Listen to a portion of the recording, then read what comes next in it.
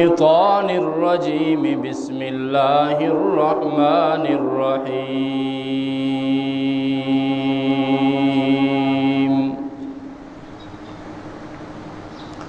ولا تقولوا لمن يقتل في سبيل الله أموات بل أحياء ولكن لا تشعرون قال النبي صلى الله عليه وسلم لوددت أن أقتل في سبيل الله ثم أحيا ثم أقتل ثم أحيا ثم أقتل ثم أحيا ثم أقتل.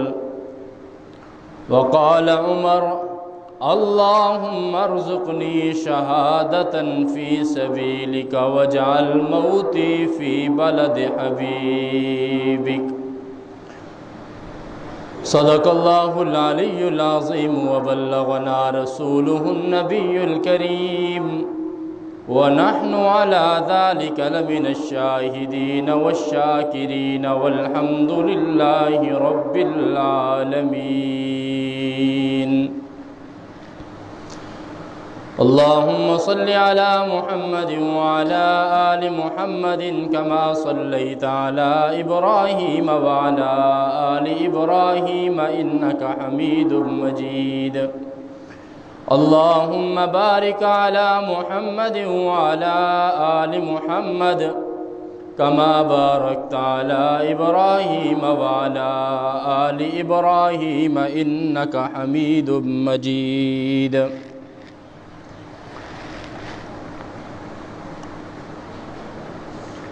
واجب الاحترام لائق صد احترام حاضرین مجلس، سماعت فرمانے والی،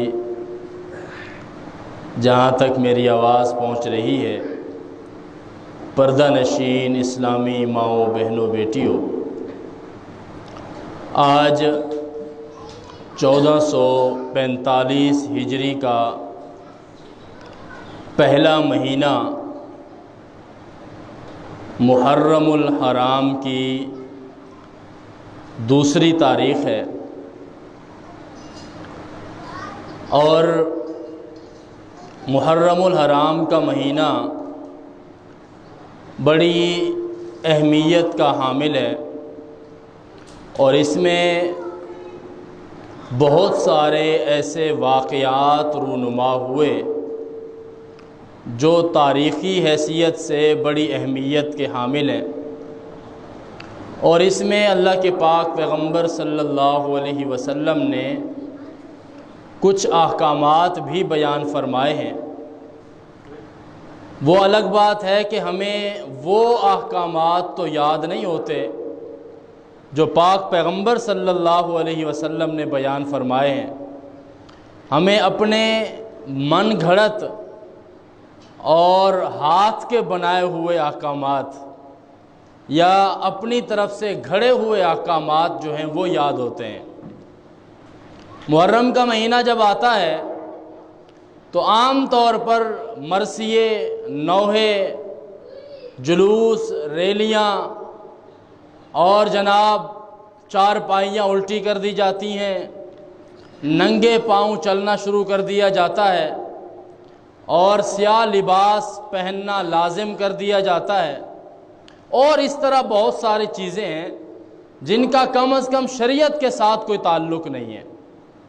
یہ کسی بھی انسان کا ذاتی عمل ہو سکتا ہے یا ان کی اپنی گھر کی بنائی ہوئی باتیں ہو سکتی ہیں، لیکن پاک پیغمبر صلی اللہ علیہ وسلم نے کہیں پر یہ باتیں ارشاد نہیں فرمائی، اور نہ ہی کسی مسلمان کو زیب دیتا ہے۔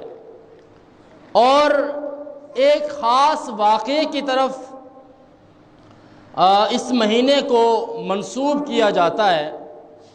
یقیناً اس واقعے کی کیفیت کے ساتھ اور اس واقعے کی تکلیف کے ساتھ اور اس کے غم اور درد اور اس واقعے کی ہمدردی کے ساتھ تو کوئی اختلاف نہیں کیا جا سکتا، اور وہ واقعہ ہے 10 محرم الحرام کا، جو 60 ہجری میں وقوع پذیر ہوا، جس میں خاندان نبوت کے 72 افراد مظلوماً شہید کر دیے گئے، اور پاک پیغمبر صلی اللہ علیہ وسلم کے فرمان کے مطابق جنتی نوجوانوں کے سردار اور پوری امت مسلمہ کے چہیتے، لاڈلے اور عظیم المرتبت اور عظیم الشان انسان، اور ہمارے ایمان کا محور اور مرکز اور جھومر، اور اہل بیت اطہار کا عظیم فرد سیدنا حسین ابن علی رضی اللہ تعالی عنہ کو شہید کر دیا گیا۔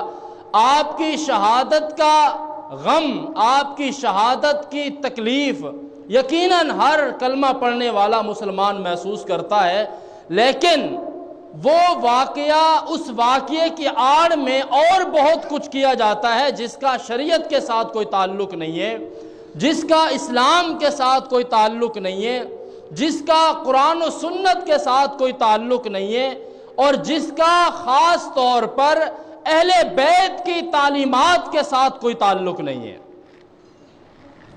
لیکن اس میں کچھ ایسے احکامات بھی ہیں جو پاک پیغمبر صلی اللہ علیہ وسلم نے بیان فرمائے ہیں، اور ہمیں ان احکامات پر عمل کرنا چاہیے، اس وجہ سے کہ اللہ کے پاک پیغمبر صلی اللہ علیہ وسلم نے ہمیں وہ احکامات تعلیم فرمائے ہیں۔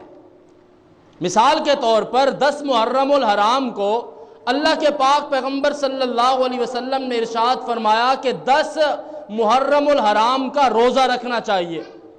اب یہ کام کرنا بڑا مشکل ہے، خاص طور پر آج ان ایام میں، کیونکہ گرمیوں کے دن چل رہے ہیں نا، تو اگر کسی کو کہا جائے کہ بھئی اللہ کے پاک پیغمبر صلی اللہ علیہ وسلم نے فرمایا ہے کہ 10 محرم کا روزہ رکھو، اور ایک روزہ نہیں رکھنا، یہاں پر اس بات کو بھی ملحوظ رکھنا چاہیے کہ پاک پیغمبر صلی اللہ علیہ وسلم جب مکہ المکرمہ سے مدینہ تشریف لائے تو یہاں کے جو یہودی آباد تھے، یہ حضرت موسیٰ علیہ السلام کا وہ واقعہ جو فرعون کے ساتھ وقوع پذیر ہوا تھا، اور اللہ تعالیٰ نے حضرت موسیٰ علیہ السلام اور ان کی پوری قوم کو، بنی اسرائیل کو جو ہے فرعونی لشکر سے نجات عطا فرمائی تھی، اور فرعون کو اس پانی کے اندر غرق فرما دیا تھا، تو وہ 10 محرم الحرام کا دن تھا، تو اسی دن کی یاد میں یہودی لوگ شکرانے کے طور پر 10 محرم الحرام کو روزہ رکھا کرتے تھے۔ پاک پیغمبر صلی اللہ علیہ وسلم جب مکہ سے مدینہ تشریف لائے تو آپ صلی اللہ علیہ وسلم نے پوچھا کہ یہ لوگ کس بات کا روزہ رکھتے ہیں؟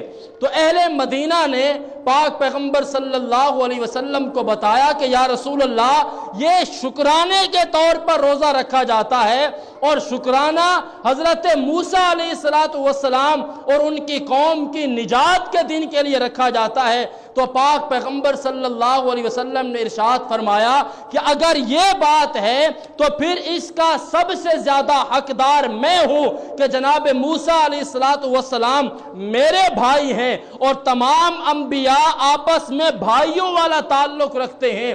تو پاک پیغمبر صلی اللہ علیہ وسلم نے فرمایا کہ اگر حضرت موسیٰ اور ان کی قوم کی نجات کے اندر ان کے یادگار کے طور پر بطور شکرانہ کہ اگر یہ قوم 10 محرم کا روزہ رکھتی ہے تو پھر میرا زیادہ حق بنتا ہے کہ میں جناب موسیٰ علیہ السلام کی طرف سے میں 10 محرم الحرام کا روزہ رکھوں۔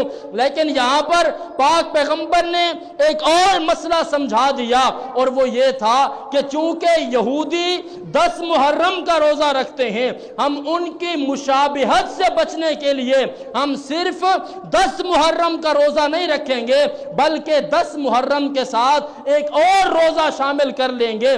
چاہے آپ 9 محرم کا روزہ 10 کے ساتھ شامل کرو، یا 11ویں محرم کا روزہ 10ویں محرم کے ساتھ شامل کرو، گویا کہ یہودی ایک روزہ رکھتے ہیں، اور پاک پیغمبر نے ان کی مشابہت سے بچنے کے لیے ارشاد فرمایا کہ وہ ایک روزہ رکھتے ہیں، ہم 2 روزے رکھیں گے، یعنی 9 محرم اور 10 محرم کا روزہ، یا پھر 10 محرم کے ساتھ 11ویں محرم کا روزہ ملا کر رکھا کریں گے۔ یہ ایک حکم ہے کہ 10ویں محرم کو آپ روزہ رکھیں۔ پاک پیغمبر صلی اللہ علیہ وسلم نے روزہ رکھا ہے، لیکن قسمت نے ساتھ نہیں دیا۔ آئندہ آنے والے سال کے آنے سے پہلے اللہ کے پاک پیغمبر صلی اللہ علیہ وسلم دنیا سے کوچ فرما گئے، اور آپ نے 10 محرم کا روزہ تو رکھا، لیکن ارشاد فرمایا کہ آئندہ محرم میں 9 محرم کا ساتھ ملاؤں گا یا پھر 11ویں محرم کا روزہ ساتھ ملاؤں گا۔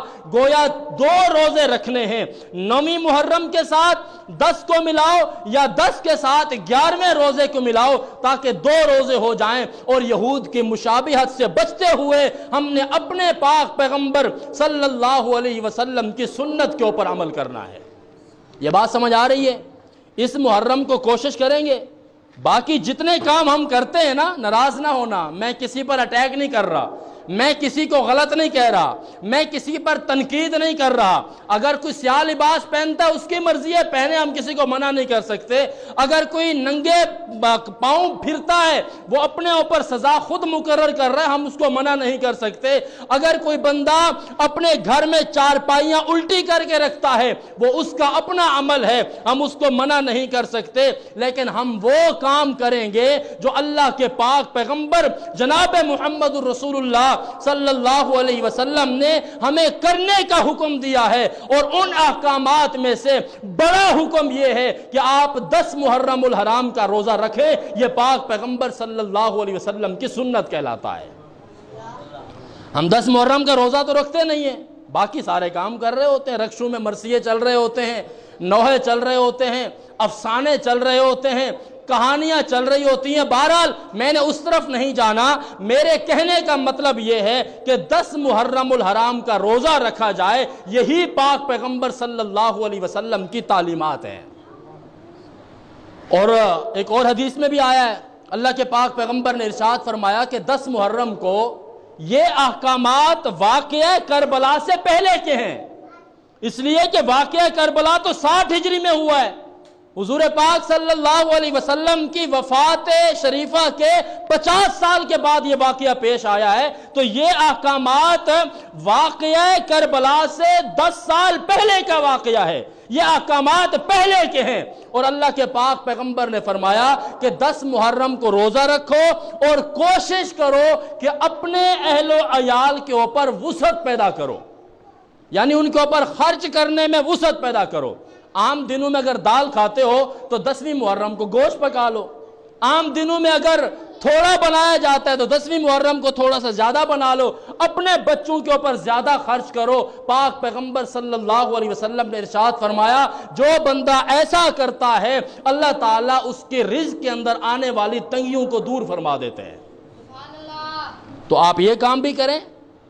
اور اسی طرح میں نے عرض کیا کہ یہ محرم الحرام کا مہینہ یہ اسلامی تاریخ کے اعتبار سے، اسلامی سال کے اعتبار سے پہلا مہینہ کہلاتا ہے۔ کون سا مہینہ ہے بھائی؟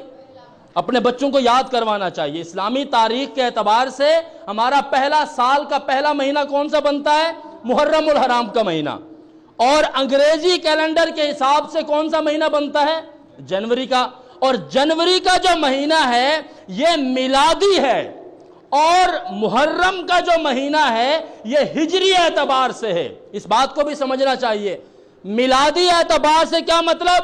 کہ حضرت عیسیٰ علیہ السلام کی ولادت کی وجہ سے ان کی یادگار کے طور پر عیسائیوں نے اپنے لیے جو سال تجویز کیا اور اس سال کی جو بنیاد رکھی ہے اور اپنی تاریخ کی جو بنیاد رکھی ہے وہ عیسوی اعتبار سے میلادی طور پر حضرت عیسیٰ علیہ السلام کی ولادت کی مناسبت سے انہوں نے جنوری کے مہینے کو پہلا مہینہ بنایا ہے۔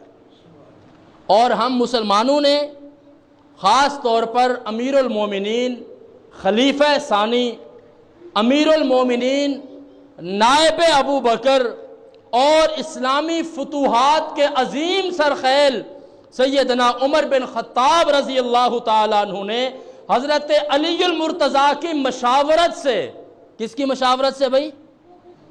حضرت علی المرتضیٰ کی مشاورت سے اس سے پتہ چلتا ہے کہ خلیفہ اگر عمر ہیں تو ان کے مشیر جناب علی ہیں۔ یہاں تو ایک بہت سارا طبقہ ہے نا جو کہتا ہے کہ علی کا عمر سے کوئی تعلق نہیں ہے۔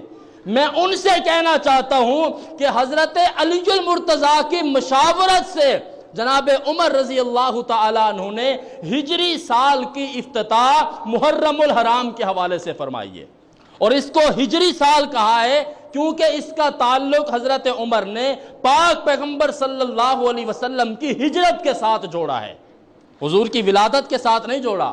حالانکہ حضور کی ولادت سے بڑا واقعہ تو کوئی نہیں ہو سکتا نا، اللہ کے پاک پیغمبر صلی اللہ علیہ وسلم کی ولادت سے بڑا واقعہ کوئی نہیں ہو سکتا، اور نہ ہی نبوت والے سال کے ساتھ جوڑا ہے، نہ کسی اور واقعے کے ساتھ جوڑا ہے۔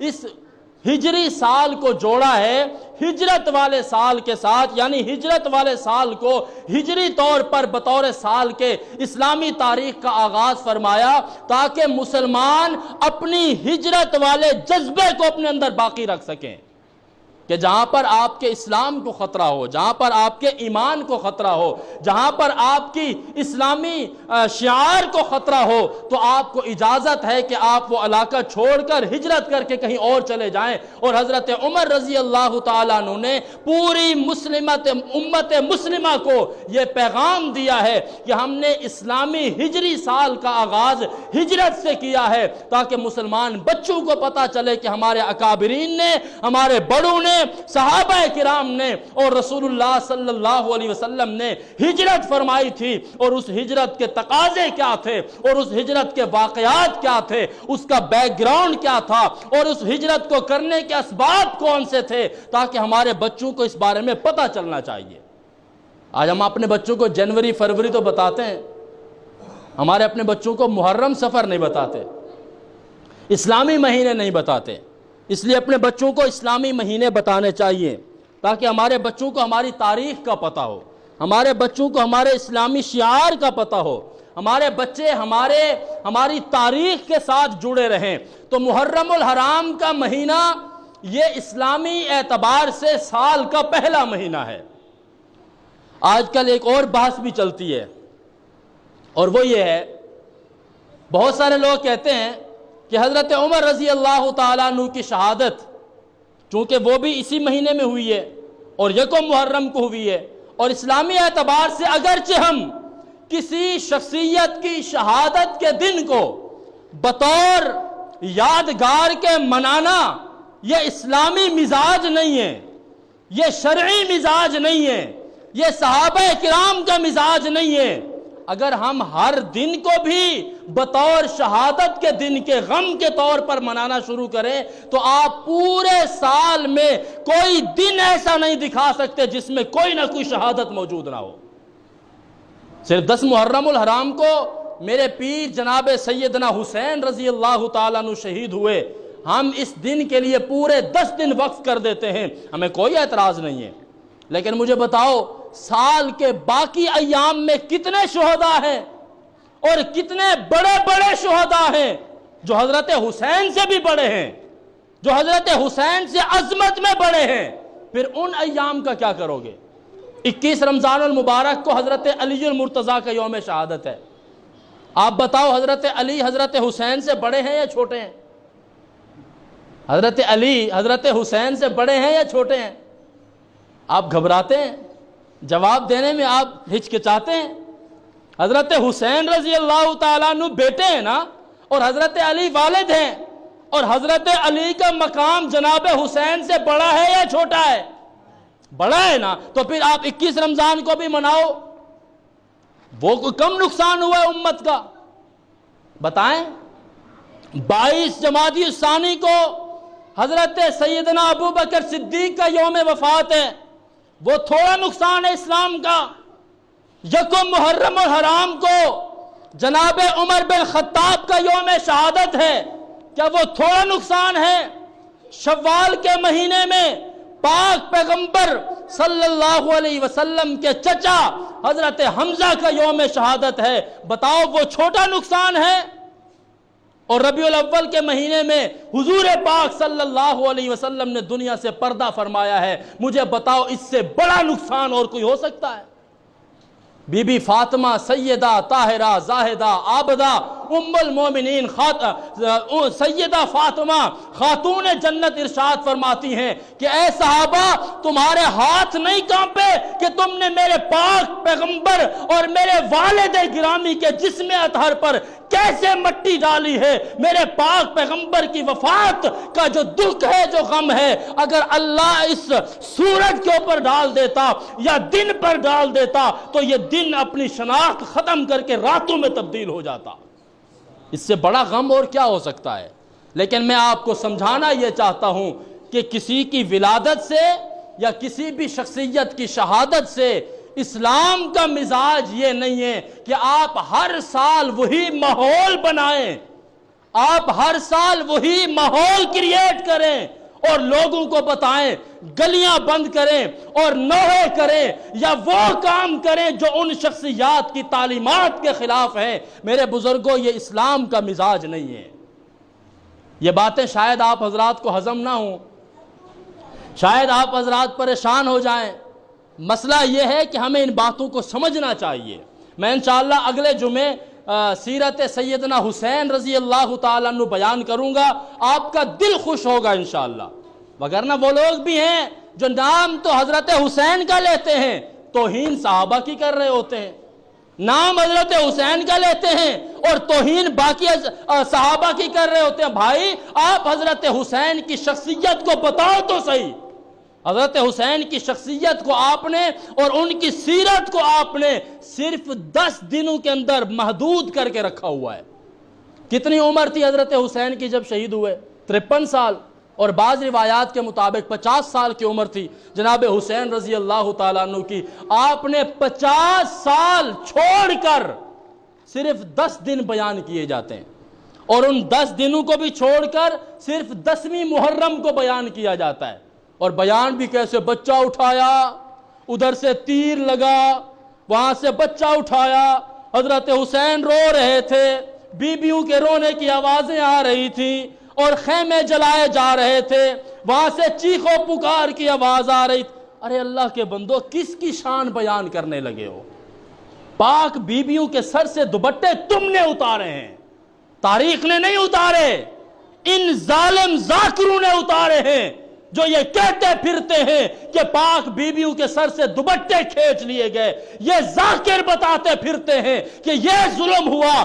تاریخ یہ بتاتی ہے کہ شہادت سے بڑا ظلم کوئی نہیں ہوا تھا، لیکن بیان کرنے والے اس شہادت سے بڑا ظلم کر کے بتاتے ہیں۔ پاک بیویوں کے سر سے دوپٹے اتار کر امت کو رلانے کے لیے، اپنی جیبیں بھرنے کے لیے، ان کے کردار کو خراب کرنے کی نعوذ باللہ کوشش کرتے ہیں۔ ان کا کردار کتنا چھوٹا نہیں ہے۔ اگر سامنے بیٹا بھی ذبح کیا جا رہا ہوتا، میرا ایمان یہ کہتا ہے کہ میرے پاک پیغمبر کی آل میں سے کوئی بی بی اپنے سر سے دوپٹہ نہیں اترنے دے گی۔ اترنے دے گی؟ آپ کا دل مانتا ہے؟ ہمیں آج کے دور میں، آج کی ہماری باپردہ خواتین، باہر گلی میں لڑائی ہو رہی ہو نا، بچے کو پیٹا جا رہا ہو، تو ہماری باپردہ مائیں بہنیں گھر سے باہر نہیں نکلتی کہ میں پردے کے ساتھ باہر کیسے نکلوں، اور تم نے حسین کے اہل خانہ کو اس انداز میں پیش کیا، شرم نہیں آتی؟ میں آپ کو اگلے جمعے انشاءاللہ بتاؤں گا کہ حسینی ہوتے کون ہیں، حسینی کردار کیا ہوتا ہے، حسین کا مقام کیا ہے، پیر حسین کی عظمت کیا ہے، اور اس گھرانے کا مقام کیا ہے جس کو تم نے بدنام کرنے کی کوشش کی ہے صرف اپنی جیبیں بھرنے کے لیے۔ میرے بزرگوں، اہل بیت کا مقام، اہل بیت کی عظمت، اہل بیت کی شرافت اور اہل بیت کا کردار بیان کرنے کے لیے اپنا کردار پاک ہونا بہت ضروری ہے۔ اگر ان باکردار لوگوں کا کردار بیان کرنا ہے تو پہلے اپنے آپ کو پاک کرو، اپنے ضمیر کو پاک کرو، اپنے کردار کو پاک کرو، اپنے دامن کو پاک کرو۔ ہم تمہیں جناب حسین کی آڑ میں صحابہ کرام کی توہین نہیں کرنے دیں گے انشاءاللہ۔ یہ بات سمجھ آ رہی ہے آپ حضرات کو؟ یکم محرم الحرام کو شہادت ہے کس کی بھائی؟ جناب عمر بن خطاب رضی اللہ تعالیٰ عنہ کی۔ کس کی؟ آپ حضرات بتا دیں کس کی؟ جناب عمر بن خطاب رضی اللہ تعالیٰ عنہ۔ اور کون ہے عمر بن خطاب؟ لوگ کہتے ہیں جی حضرت عمر کی شہادت 26 ذوالحجہ کو ہے. کب ہے جی؟ 26 ذوالحجہ کو. یکم محرم کو یہ سنیوں نے خواہ میں بنا رکھا ہے تاکہ حضرت حسین کی شہادت کا مقام کم کیا جا سکے. لعنت نہیں ہے ایسی سوچ پہ؟ آپ حضرات کیا کہتے ہو؟ لعنت نہیں ہے ایسی سوچ پہ؟ بھلا ہمارے کم کرنے سے یا آپ کے کم کرنے سے یا آپ کے چاہنے سے یا آپ کے زور لگانے سے میرے پیر حسین کی عظمت میں کمی آ سکتی ہے؟ بولیں بھائی. اگر حضرت عمر کی شان 26 ذوالحجہ کو شہادت مان لی جائے تو بھی حسین کی شہادت پہ کوئی فرق نہیں پڑتا, اور اگر عمر کی شہادت کو یکم محرم کو قرار دیا جائے تب بھی حسین کی شہادت پہ کوئی فرق نہیں پڑتا ہے. حسین کی شہادت اسلام کی آبیاری ہے. حسین کی شہادت اسلام کی بنیادوں میں جانے والا, قربانیوں والا وہ عظیم خون ہے جو صحابہ کرام اور ان سے پہلے شہداء نے پیش کیا ہے, اور اسلام نے اپنی آبیاری کے لیے ہر دور میں مسلم امہ کا خون مانگا ہے, اور جب جب ضرورت پڑی ہے مسلمانوں نے اسلام کی بقا کے لیے اپنی جانوں کا نذرانہ پیش کر دیا ہے. تو میرے بھائیو, اگر 26 ذوالحجہ کو جناب عمر کی شہادت مان لو تو بھی کوئی فرق نہیں پڑتا, اور اگر یکم محرم کو مان لو تو بھی کوئی فرق نہیں پڑتا. جناب عمر کا مقام اپنا ہے, جناب حسین کا مقام اپنا ہے, اور جناب عمر کی اہمیت کا پتہ ہے تمہیں؟ سارے صحابہ خود چل کے آئے ہیں, اور عمر کو پاک پیغمبر نے مانگ کے لیا ہے, اور مانگا بھی ایسے نہیں ہے, گھر بیٹھ کے بھی نہیں مانگا, دل میں آرزو بھی نہیں کی ہے, بلکہ دل سے اٹھنے والی آرزو کو دعاؤں کی صورت میں خانہ خدا میں کھڑے ہو کر میزاب رحمت سے چمٹ کر پاک پیغمبر نے رب سے درخواست کی ہے, اللہم اعز الاسلام بعمر ابن الخطاب او بعمر ابن الحشام. آج کے لوگ تم تولتے ہو جناب عمر کی عظمت کو, تم جانچنا چاہتے ہو جناب عمر کے مقام کو, تم پہچاننا چاہتے ہو جناب عمر کی شہادت کو, تم پہچاننا چاہتے ہو عمر کی سیرت کو. ذرا دیکھو 1400 سال پہلے آمنہ کے لال کو دیکھو, میزاب رحمت کے ساتھ رو رو کر کس کو مانگا ہے؟ عمر بن خطاب کو مانگا ہے. اور جس کو میرا پاک پیغمبر مانگ سے رب سے دعائیں لیتا ہے, رب کے آگے گڑ گڑاتا ہے, اس عمر کی شان کا اندازہ پوچھنا ہے تو پھر پاک پیغمبر سے پوچھو کہ عمر کی شان کیا ہوتی ہے. وہ تو مجھے پتا ہے نا جو چیز مجھے چاہیے, اور رسول کو جو چیز چاہیے اس کی اہمیت کا اندازہ تو لگاؤ, اس کے مقام کا اندازہ تو لگاؤ, اس کی حیثیت کا اندازہ تو لگاؤ, اس کی ویلیو پہچانو تو صحیح. حضور پاک صلی اللہ علیہ وسلم رو رو کے کہہ رہے ہیں, یا اللہ اسلام کی حالت, مسلمانوں کی حالت بڑی ابتر ہے, 39 مسلمان ہیں اور یہ مکہ کے کافر ہمیں راستہ نہیں لینے دیتے. یا اللہ اگر اسلام کو عزت دینا چاہتا ہے, میں تو لبیک کہتے ہوئے تیری توحید کے نعرے لگاتا رہوں گا, لیکن میں چاہتا ہوں کہ اسلام کو عزت ملے.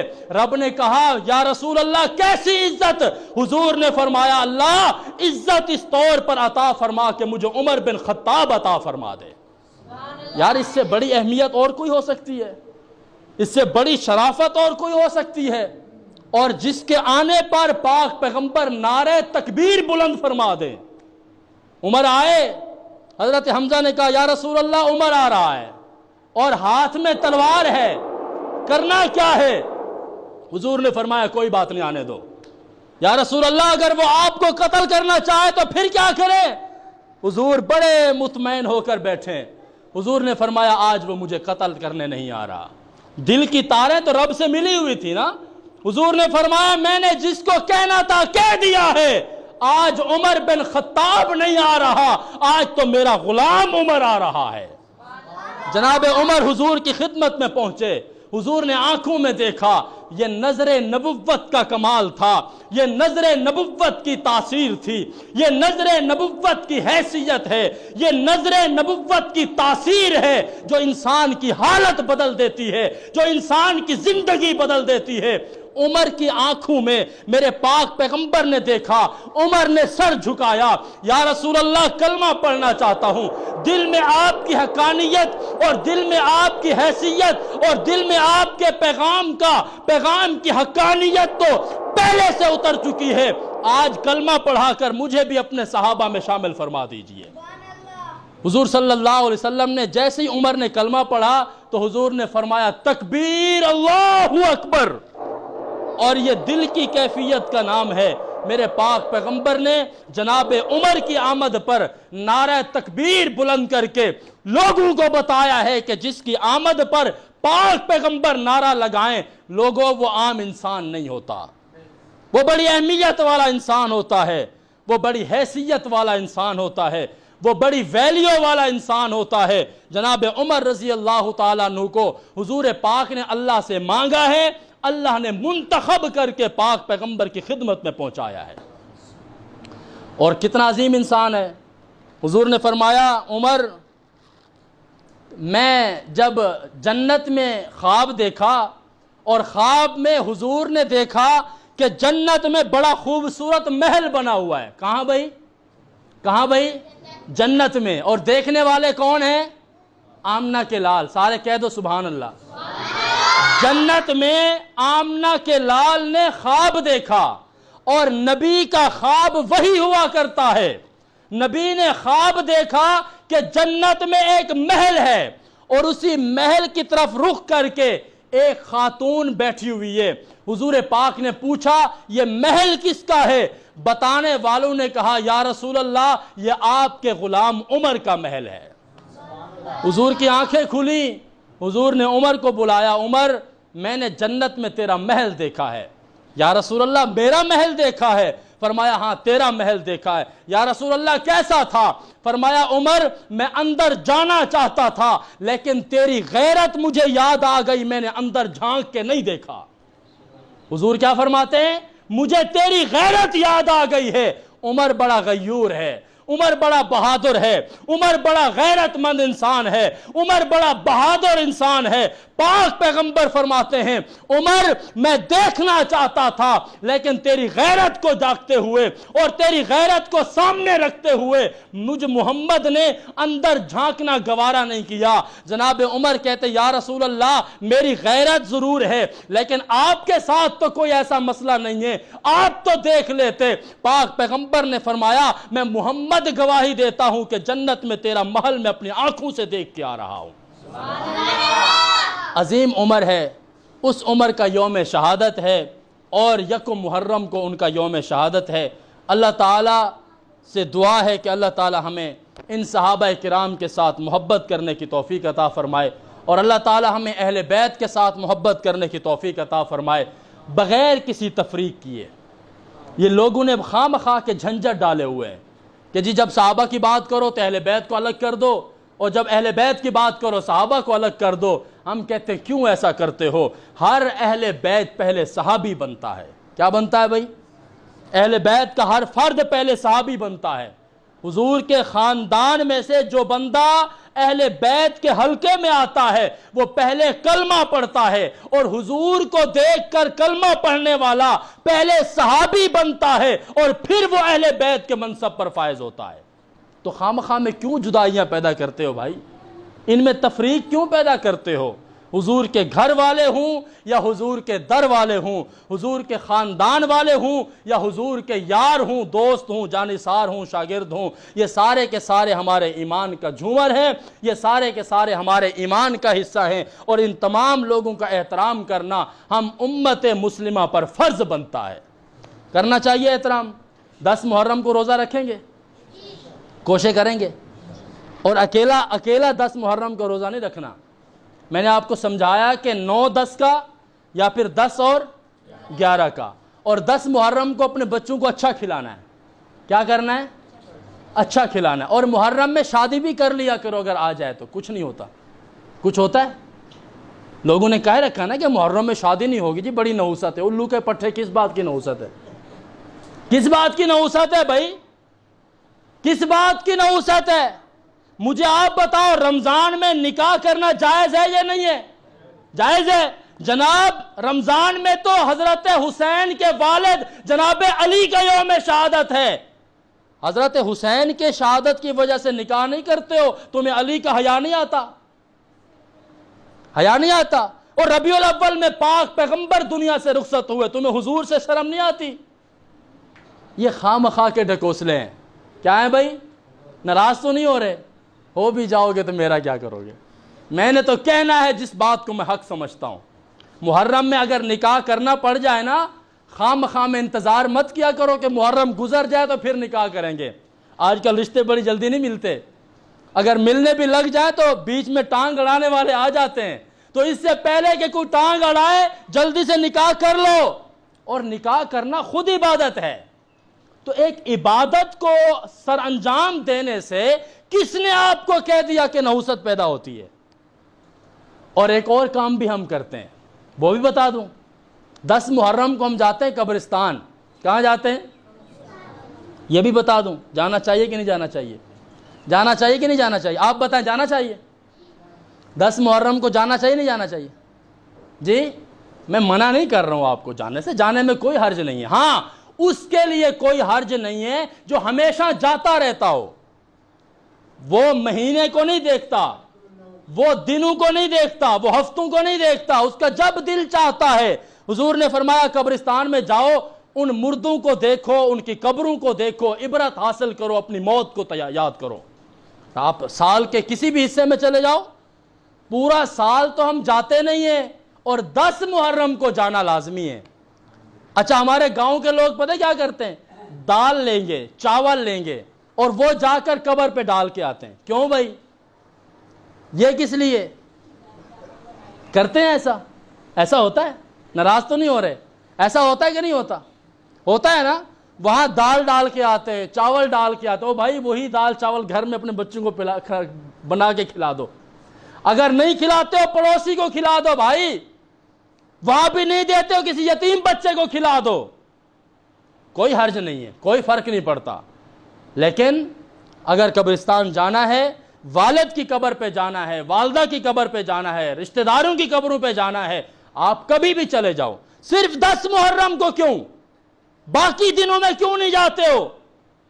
میرا نقطہ سمجھانے کا صرف یہ ہے کہ صرف 10 محرم کو جانا لازمی نہیں ہے، آپ جب دل چاہے جاؤ، ان کے لیے ایصال ثواب کرو، ان کے لیے دعائیں کرو، ان کے لیے استغفار کرو۔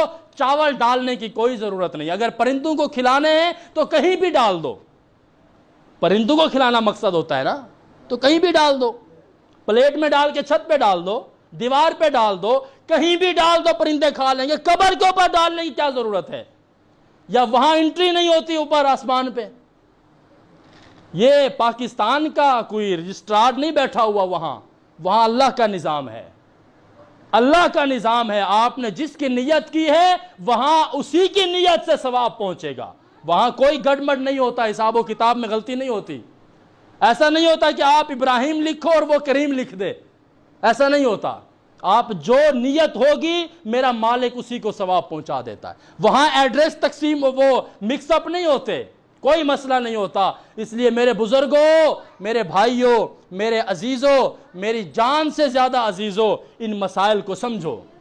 اگر مسائل کا پتہ نہیں ہوتا علماء سے پوچھو، جو علماء آپ سے چندہ لیتے ہیں ان کی ذمہ داری بنتی ہے کہ آپ کو مسائل بتائیں۔ اس لیے اللہ تعالیٰ سے